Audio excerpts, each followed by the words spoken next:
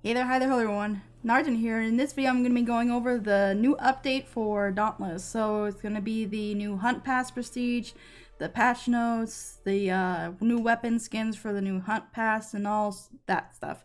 So yeah, without further ado, I'm going to hop right into it.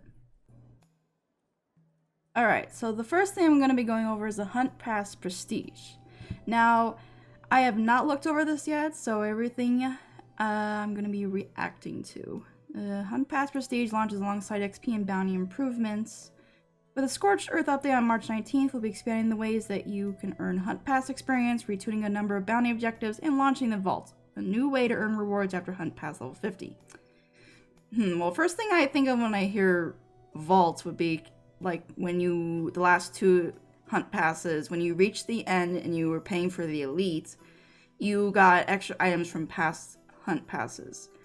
So I'm curious to see what that's going to be. Hunt Pass Prestige. With the exception of one or two bonus events, each Hunt Pass has ended at level 50. Once you made it to the end, you'd collect your rewards, maybe switch up some transmogs, and never think about the Hunt Pass again. Yep, pretty much.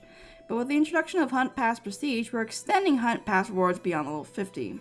By how much? Hunt Pass XP you earn after level 50 now goes toward new Hunt Pass Prestige levels.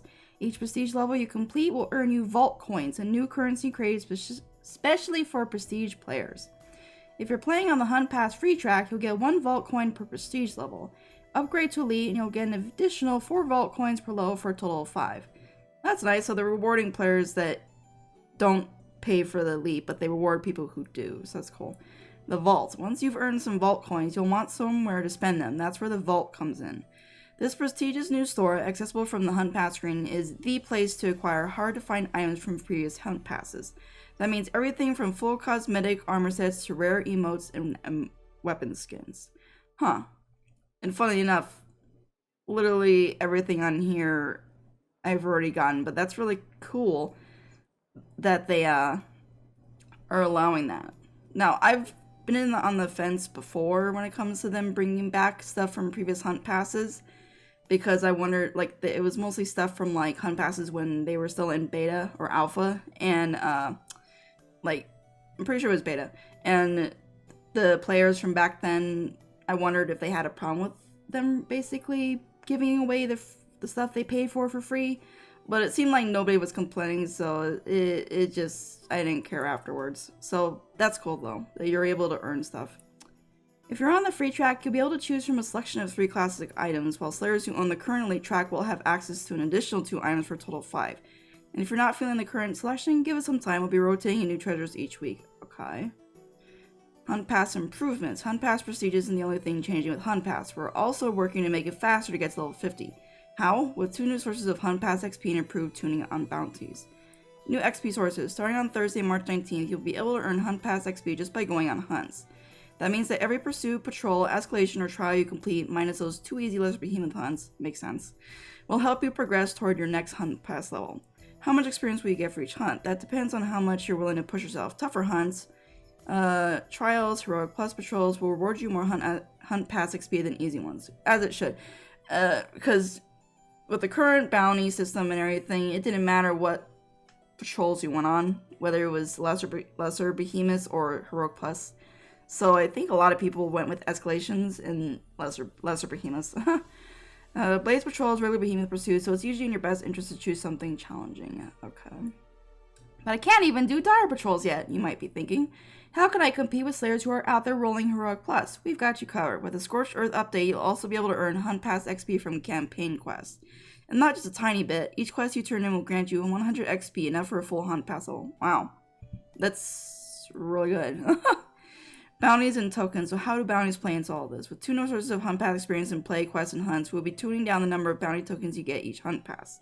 Instead of starting each pass with 10 free tokens, you'll start with 4, enough to draw a full hand of bounty cards. Okay.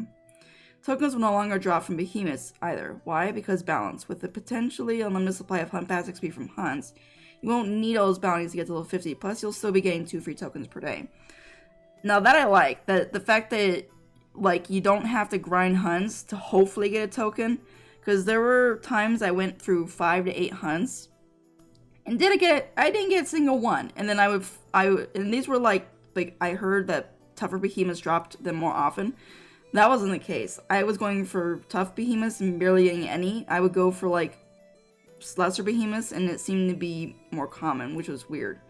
So I'm glad they're doing that. I like the way they're going. We've also done a lot of bounty tuning. For instance, bounties that require you to gather things like Wrathwort or Sky Bloom will no longer ask you to gather quite as much. You won't need to go on as many patrols either. I mean, I guess the individual ones were annoying. I liked the group ones because you would just go on a lesser Embermane hunt and you pretty much do it in 1 or 2 hunts. The idea here is to make each bounty feel like a valid choice. If you draw a hand with a patrol bounty, a gathering bounty, and a slaying bounty, you should feel like you're choosing between your favorite activities, not selecting the best card because you have to. And finally, we've done some work to make rare bounties feel worthy of their rarity. Drawing a gold bounty should feel like a win. This isn't the end of tuning, by the way. Once Scorched Earth launches on March 19th, we'll be watching bounties and continuing to adjust them as needed. We want this to be the best, most balanced system it could be, so let us know how it feels once the new patch goes live. See you there, sirs. Well, I definitely like where they're taking the Hunt Pass Prestige system and XP and Bounty and stuff. Like, I definitely... Like, I know a lot of people are saying that it wasn't too much of a grind, but I think once you've pretty much reached endgame, if there is really an endgame in this game, it did feel kind of grindy. Like, I can see if you're someone who's halfway through doing quests and stuff, then it's just you're doing it along the way. But for those of us who have already completed, like, most of our, like, 95% of the stuff, we don't really care about it, so we want it to be a little faster. But I don't know. I like the way it's going. Alright, so we're going to move on to, I believe yes, it's the weapons for the Hunt Pass. So I just wanted to look to see. I have seen these already. Let me zoom in a bit. I have seen these already, so I know what they look like. But I wanted to go over them real quick. So we got the sword. Now, to say in advance, I love each design.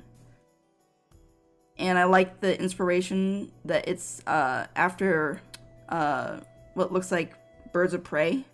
Or actually, it looks like it could be just falcons, right? Oops. So it's just after, yeah, it's after, oh no, so that's a hawk. Eagle. So it's birds of prey. So that's interesting. I'm kind of surprised though, like, even though I'm excited for them, and I'm definitely probably going to be getting the Hunt Pass this season, I'm kind of surprised that they went with birds of prey, considering the new Behemoth is a gorilla. So you would think they would have done like a jungle themed Hunt Pass, or like a fire jungle, something like that, or fire rock, something volcanic, but instead this seems more like a Hunt Pass that would be for like maybe a bird behemoth, legendary bird behemoth or something. I don't know, but nonetheless, I'm gonna definitely get it. I love the designs from them all. What, you guys have a favorite skin? I probably would say honestly, I don't use Aether Strikers that often at all, but I like the Aether Strikers. And I would probably say the hammer? Yeah, I would say probably the hammer and the Aether Strikers are my favorite. Alright, so that's the skins for the Hunt Pass, for the weapons. Let's go on to the trailer. Not trailer, but little cutscene for the new Behemoth. Now, this one I've already seen as well. There's no sound. I really like the design of him. And his name is Torgadoro. I hope I'm saying that right. Torgadoro. And so he's definitely, like, ever since they first showed his face in the roadmap, the Blaze Escalation roadmap, I've assumed that he was going to be a gorilla the whole time. So, and he actually looks better than what I was expecting. I thought he was going to look more rocky with just a little bit of volcanic, but he looks like he's just living molten lava, which is really cool. And he's big. That's one big boy. Like, I'm really curious how his fighting him is going to be like, what moves he has. I'd love it if he could grab Slayers and you have to interrupt him before he throws you around. Similar to Malcarrion. I mean, I don't know, maybe some people didn't like that mechanic because it wasn't very solo friendly. But I I personally looking forward to fighting him. And I'm really curious real quick if what Torgadoro means, if it's just a made up name. Yeah, I'm gonna look real quick.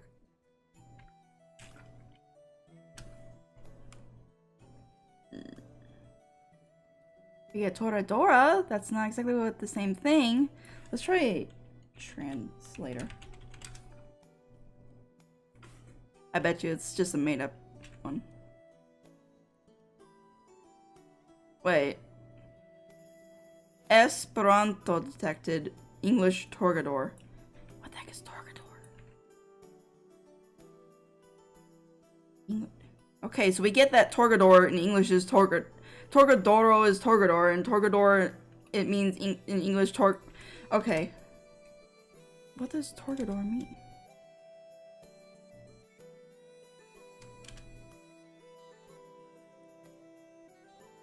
Okay, I have no idea. The only thing pulling up is Toradora, the anime.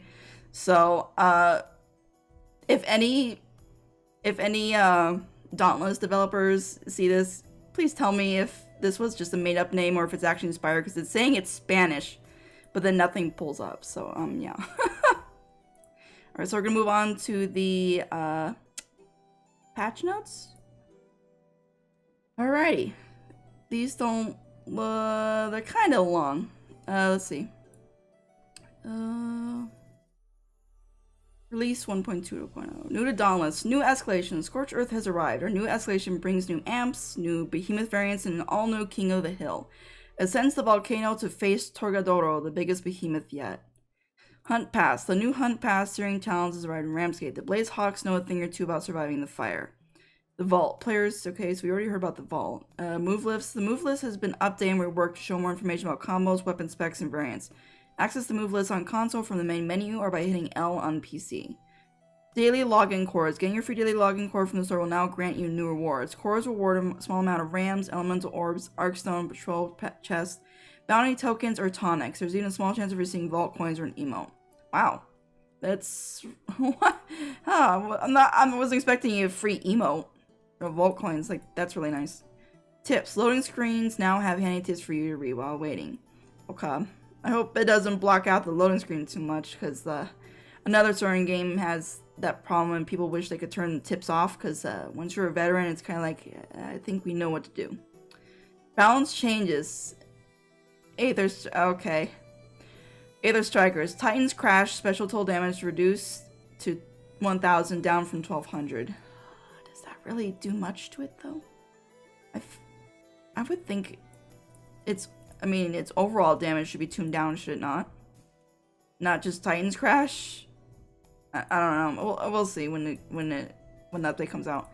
War Pike. Rate of stacking towards applying the weapon's elemental effect, e.g. on fire, increased by 25%. Okay, that's nice. Because he definitely couldn't get as many hits in as other weapons as fast. Sword. Quad cross, third hit damage increased to 140, up from 130. Quad cross, fourth hit damage increased to 170, up from 160. So they basically increased it by like 5 to 10. Which is nice. The sword did need a buff. Especially with the power of other weapons like Aether Strikers. Repeaters, base shot damage increased to 80. And power shot damage increased to 125. That's good too. Even though repeaters are... I've really heard of people saying repeaters. I mean, repeaters were like the big one on the leaderboard before Aether Strikers came out, so I don't know. Hammer, rate of stacking towards triggering the weapon's elemental effect have been doubled for melee attacks in Aether Slam. Thank you, because that weapon is very slow, so getting the effects were kind of hard. Malkarian weapon legendary ability. Increase the size of AoE to more consistently hit the max number of parts. Nice. Charrock weapons. After spending a certain amount of stamina, the next attack emits a clone of flame that deals... Oh, that's cool.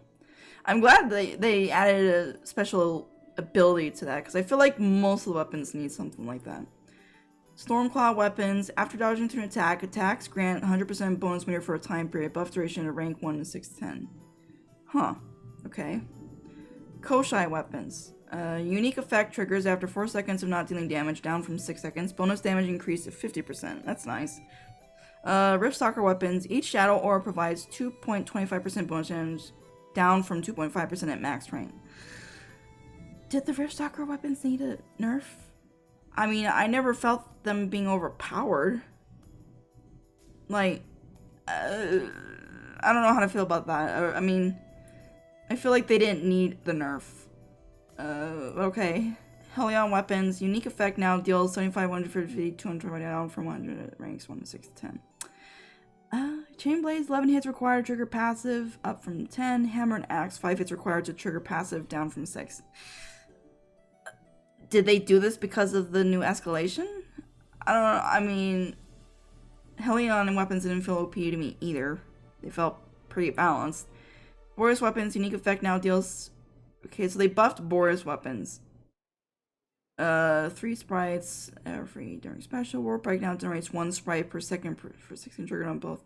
Okay, so that's interesting. They buffed Boris weapons and nerfed Helion weapons. So it's kind of like they buffed the ice ones for the escalation and they nerfed the...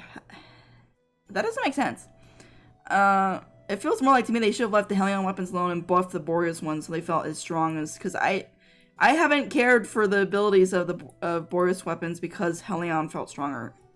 Even against Blaze Behemoths. Remain weapons. All remain weapons require 1 less hit to trigger their unique effects. Okay, that was needed. Nizaga, Sword, and Chain Blades now trigger their unique effect on broken parts. Okay. Shrike weapons, passive bonus damage, part damage can stack up to 3 times, and all stacks are expanded on next hit. Bonus core damage alongside part break damage. Okay. New virtual effects to indicate when their unique effect is ready. Okay. Okay, so we've already seen the bounties section. Behemoths. Lowered the height of Stormclaw electric fences. It is now possible to leap over them with moves that send you high enough. That's kind of cool. So I'm assuming basically like the Warpike has the leap, the move where you leap. So that I'm assuming is gonna work. Not really sure if I guess a hammer when you do the Aether jump would do it. Quarterbox no longer spawn on snow maps, as seeing them during their invisibility phase was more difficult than intended. Yeah. Plus, shouldn't the behemoths stick to their biomes? Improve the hitbox Shroud's tail. That was needed, definitely. Quality of life. Increase display of maximum equipment power and resistance from 550 to 560. Certain equipment items have scores ending in 0.5 that were rounded down for display purposes. This change does not affect power or resistance, and instead removes rounding to accurately display gear score. The Ice Shield Hunt modifier description now more clearly conveys that the bonus damage applies to both Boreas and shield. Okay. Performance. Okay, so performance is just typical improvements, reduce CPU and that kind of stuff. UI on PC, you're gonna use one of my emojis no longer shown in the chat log. Yeah, because that spam was getting kind of annoying with emojis. Mute audio when Dauntless in focus. Emotes can be... I'm hoping as I read further down they're gonna say something like push to talk was added, because being... At least for me being a streamer, I always keep my audio on mute in the games because I don't want people to hear me talking in chat and stuff, so I'm hoping they added something like that. I mean, most games do. I'm honestly surprised they haven't yet. Emotes can be replayed while previewing them. Dialogue screens with multiple back button. Update the description of the cutting cell to more accurately represent its facts. Players can now hold E to continuously craft upgrade equipment. Nice. Improve the appearance of long quests. Randomize the face and character appear now. Skin icons. Preferring a 3-die bundle now. Shall remove the option there. Okay, so they didn't add a push to talk thing. Dauntless devs, please, if you see this, either please post something somewhere. Whether you're gonna add that feature or not at some point, because I would love to know. I was gonna ask that in the Reddit Q&A thing that you guys held, but I unfortunately wasn't able to participate and ask that. So I hope you guys see this. Bug fixes stability, fix crashes that could occur. Behemoth's shroud tails no longer occasionally become untargetable after becoming enraged. Helions can no longer become stuck in their volcanoes after unburrowing. Volumers no longer occasionally stand around doing nothing, those lazy bums. Lesser Natures no longer randomly forget they were fighting you. They just stand there. Stagger indicators no longer hang in the air when a behemoth's attack causes it to disappear. Koshai Tunnel Rift Soccer Portal. Shrike and Scrave projectile attacks no longer climb walls. Yeah, that's interesting. Rift Soccer Portal clones now appear at normal speed, no more zoomies. Yeah, that was interesting. Riftstalker parts can no longer become intargetable after its powerful attack. Good, because that was very confusing and annoying. Warpike Harvester attacks can now interrupt on all hits. Oh, nice. Fix the bug where the Destiny of Boris Chainblades didn't generate frost sprites. Player interactions can no longer be cancelled by being hit if a player is using mods or equipment that makes them unstaggerable. That's cool. Using Ardent Cycle no longer causes armor to stretch. Twin Suns can no longer reload your bombs if interrupted by an attack. Okay. Karma Breakers damage over time and Titans Crash now respect the rules of Tough Hide. Yeah. Improve the Twin Suns reappears models to prevent clipping. Fix the bug where players were not able to roll out of the Warpike charge attack. Okay. I don't see anything here for console players with the Pangar, with pieces of it like flying over a place and blinding them. So I wonder if that's on the, like, if that's gonna be next update, because I know that's a big one that people were complaining about on the Reddit. Armor. Prismatic Graze now works correctly while wounded. Improved fit of national armor. Equipping close spike grips and Broil Resolve no longer makes masculine left arms tiny. Improve Malkarian's soul and Malkarian's grasp to prevent clipping when worn with the other chest. Tattoos on the master's blah. Attacks that hit more than 4 behemoth parts no longer limited to showing 4 damage numbers. Fix the bugs where players can get stuck in terrain after being hit by certain Malkarian attacks. Fall recovery has been reworked. Players are now far less likely to get stuck after falling off an island. Fix the bug that could cause Slayers to get launched into space when using certain moves against Skarn's rolling fortress attack. Why? That's not a bug, that's a feature! Come on, guys! That was fun! Why get rid of it? Fix the bug that could cause Slayers to fly off the initial drop point under certain... See, that's a bug. That's annoying. But this is fun. Why get rid of that? Come on. I say we hold a poll or something, or a Q&A. They hold a thing for Q&A and whether people want that back, because that wasn't bad. It was fun. And it was rare anyway, so, I mean, rare enough that's in, like, every game you could do it. Challenge rating and loadout, fix the bug, blah, blah. Fix the, blah, blah, blah. Okay, so, known issues. Okay, so I'm assuming that the Pangar thing is probably in there, so they're probably working on it. Alright, so the last thing is Weaponized Aether, which is a small little part, which is the new addition to the Blaze Escalation roadmap. And they're showing it this image here of a floating lava ball, and it says, the flexibility of lantern designs continues to surprise even me. I swear I never intended to make them so easy to weaponize. So we're gonna get, or I'm gonna assume, like, instead of it in making the lanterns more powerful, it's gonna weaponize them, so in this one you'll be able to have this lava ball? If so, that's nice. We definitely needed more variety of lanterns or new upgrades for them, because they were getting kind of, like, boring in terms of selection. Usually, most people either go with Shrike, Drask, or Embermane. Like, those are the top 3 I see. So it's nice that maybe they'll be adding something, or maybe in addition that you'll have the regular power, but then additional, like, this lava thing. So that'll be really cool.